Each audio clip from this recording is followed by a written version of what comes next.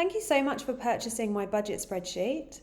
I just wanted to do a quick run through of it to show you how to use it and show you how it works. I did include some written instructions in the listing as well, so if you want to just go through the written instructions and not watch this video, then please feel free. The spreadsheet can be used in Excel or in Google Sheets. When you purchased it from Etsy, you would have been sent an Excel file, and within the written instructions that you were sent, there is a link to the Google Sheets. So please use that link if you'd rather use it in Google Sheets. It's exactly the same in each. I'm doing this video with it in Excel, but as I say, they're both the same, so use whichever. So firstly, I'll just show you the tabs that are included, and then we'll go through each one and I'll show you how to use them. So we have a setup tab, an annual overview, 12 monthly overview tabs. I won't go through each one. They're all the same. A debt payoff tab, net worth, subscriptions and bills, a bill calendar, savings tracker, bank registers, and checkbook registers. Okay, so we'll start off in the setup tab. So here is where you're going to set up your budget. First of all, you can select a currency from the drop-down list. If your currency isn't in the drop-down list, you can just type over that. You can delete this and add whatever you like if you're using Excel. If you're using Google Sheets and you want to put in a different currency, please go to the frequently asked questions section of the instructions and it tells you how to do it in there. It's just a little bit more complicated, but it only takes a few seconds. Okay, so I have created some categories for spend and income, an income category, and below these headings, you can put in all of your subcategories. So I've put some in as an examples, but your spreadsheet will be completely blank and you can put in anything you like. So things like TV streaming, publications, these are all classed as subscriptions. Some people like to list out every individual subscription, but if you have more than 30, because there's only space for 30, then you can lump them in together like I have with just TV streaming, rather than doing each individual Netflix, Apple TV, but whatever works for you is fine. Your bills, so your gas, your electric, your rent, general expenses, your different income streams. In the savings section, you'll put in anything that you want to save money for, so anything you want to put money aside for.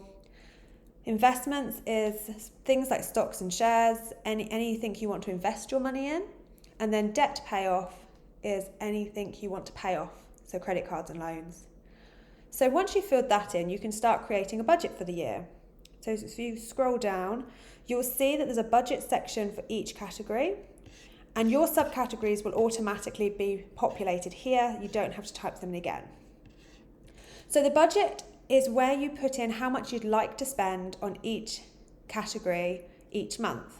So it's not where you put how much you have spent, that comes later. This is how much you want to spend.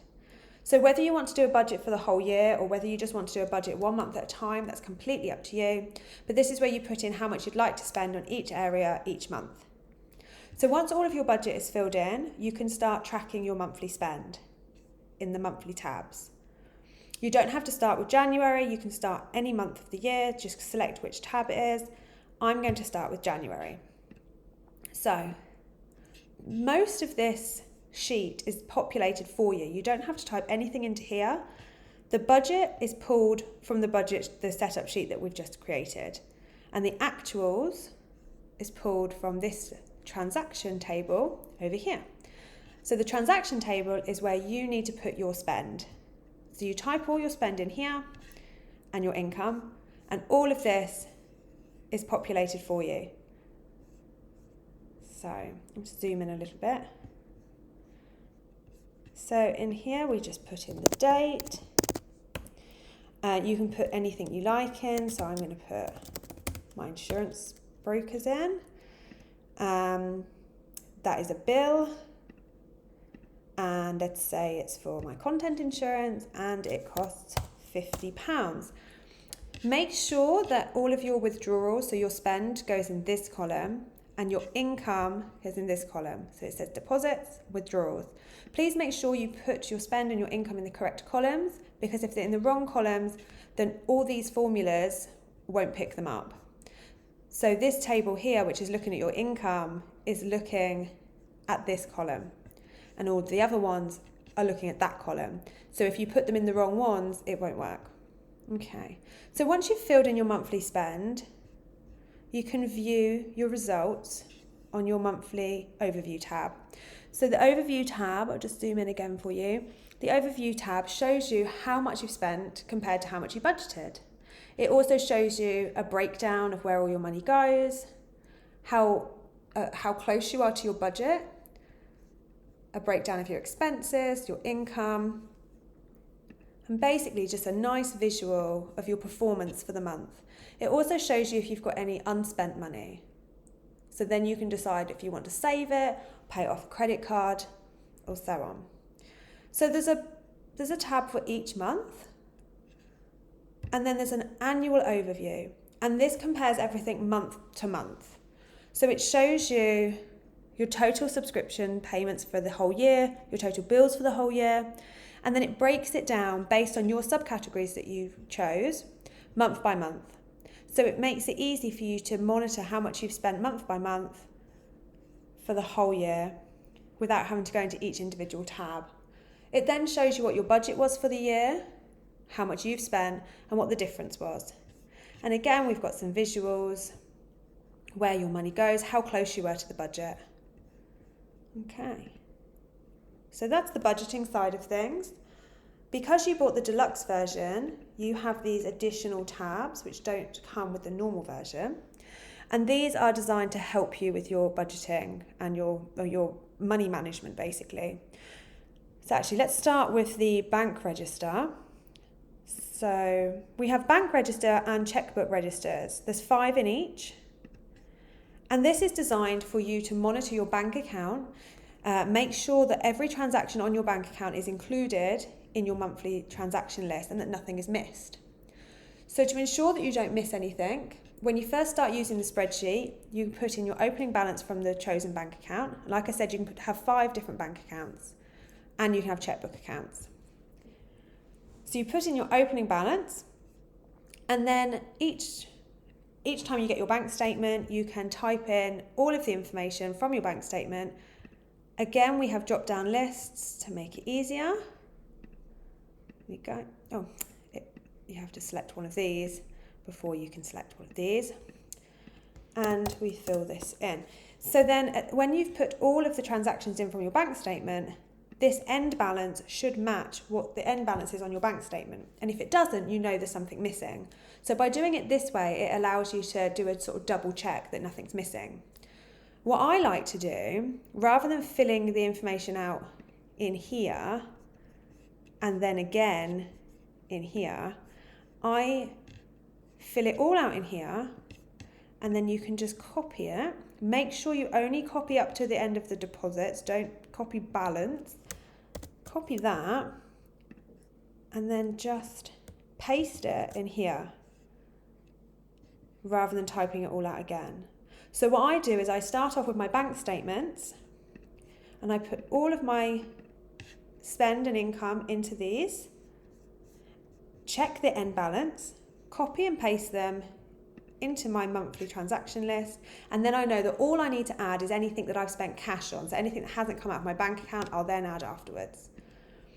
The reason there's bank register and checkbook register is because if you're using checks, the money that you've spent might not actually leave the bank account straight away. Or if you've been paid with a check, it might take a few days to clear. So what we do here is it's exactly the same, but then we have a little tick, and when you tick it, that's when it will affect the end balance. So if you have lots of unticked transactions, you know you've spent that money, and you can see it's pending, £350 is pending spend, but until you've ticked it to say that it's actually left the account, it won't affect this balance. Okay. So next we'll look at the debt payoff spreadsheet. So this isn't, again, it's not linked to any of the other sheets. This is just to help you decide how much you're going to pay off your debts each month. So when you're making the budget at the beginning and you're deciding how much you want to pay off your credit cards, this is a really useful tool to help you decide how much you're going to pay off each month, when you'll be debt-free by if you pay off a certain amount, how much your interest will be throughout the year, because we quite often pay interest on our credit cards. So start off by putting in the balances of all of your credit cards. I've put debt 1, debt 2, but feel free to give them a name. If you do decide to give them a name, you need to type over this. Don't try to write it in here because it won't let you. Type over what I've written. So this might be a HSBC credit card maybe. Okay. Put in the balance of what you owe when you start using this spreadsheet, and the monthly minimum payment. This is the amount you have to pay each month and you're not given a choice. That's what the bank require you to pay. And then for each one you can put in the interest rate. Then over here, type in the month you're starting this project, this payoff project. And this is where you put in if you've got any additional money that you'd like to spend on top of those minimum payments. So if you've got, say, an extra £100, it will show you where you're best to pay that towards first based on the interest rates. So if you've got a very high interest rate credit card, that extra £100 you've got, you'd want to pay off that one first, because otherwise you're paying more interest than you need to. So in here you can type in any amount you like.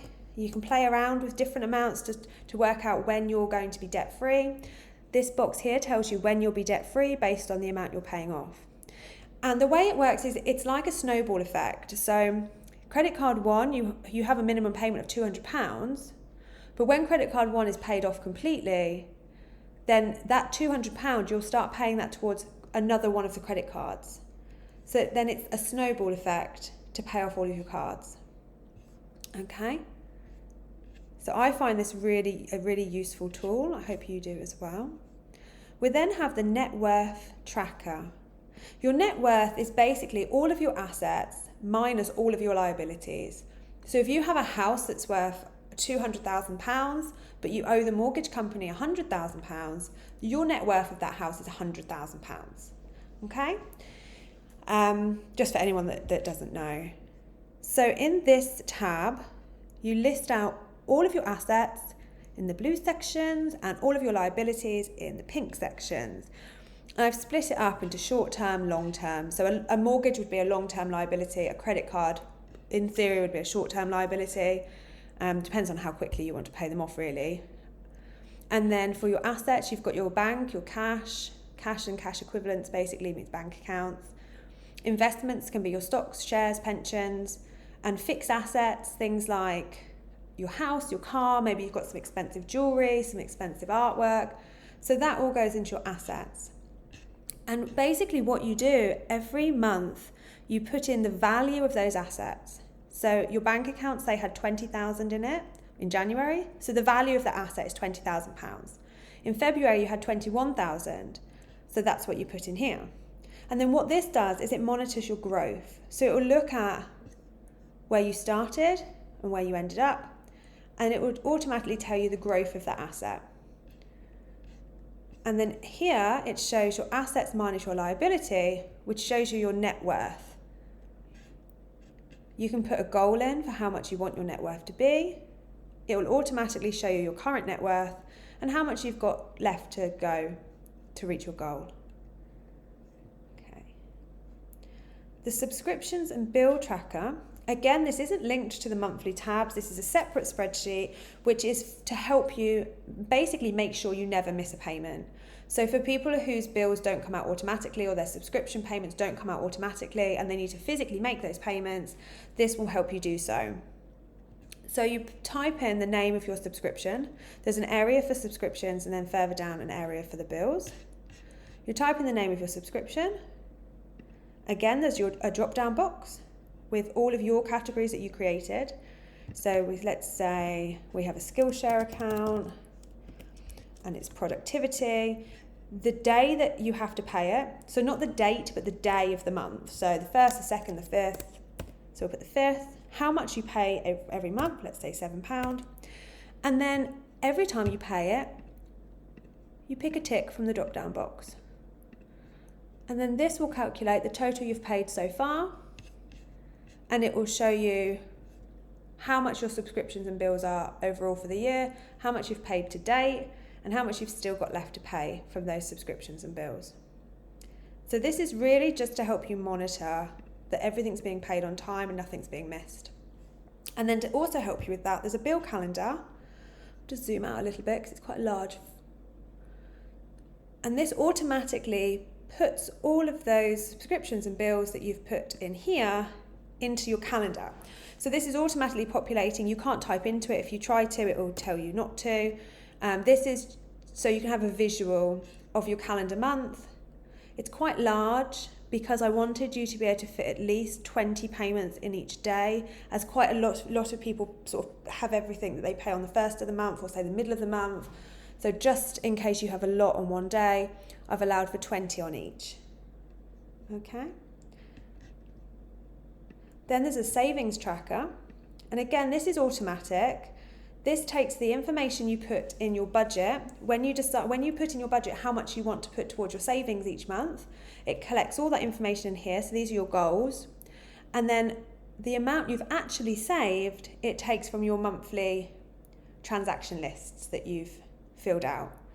So this is just a visual so you can see overall this is how much I want to save, this is how much I've saved so far, and this is how much I've got left to save towards all of these things that I wanted to save up for. Okay, and then we're back to the registers. So that is everything that the spreadsheet does and a basic overview on how to use it. I think I've covered everything, but please do contact me if you get stuck or if there's something that you think I've missed, or if you have any questions, please just contact me through Etsy and I'll be more than happy to help. I did include a frequently asked questions section of the instructions as well, so maybe have a little look at that first because the answer might already be in there.